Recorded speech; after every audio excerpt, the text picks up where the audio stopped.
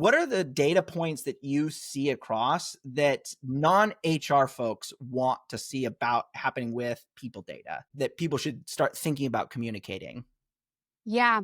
So I remember when I was putting together a board deck, I saw one comment on it, and we had given screenshots of turnover, different percentages, our hire count, terminations.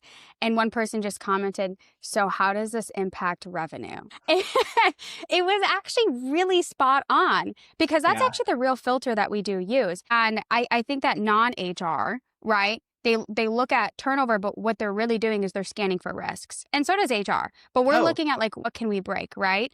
So the first thing that I think about is like the critical turnover. So if you lose a salesperson, what does that mean for the business? You're not just losing headcount, but what does that mean for your current customers and revenue? And then the second is probably your headcount versus the actual forecast.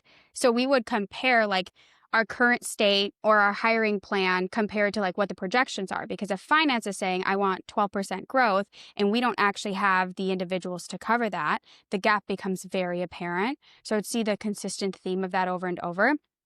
And then third, I would say like the workforce cost as a percentage of the actual revenue. And the reason I say this is really important is because it allows us to start reviewing trends and where we need to go, and also warning signs. For example, one company we saw the numbers creep up a little bit too much and they were disproportional, and it resulted in a RIF.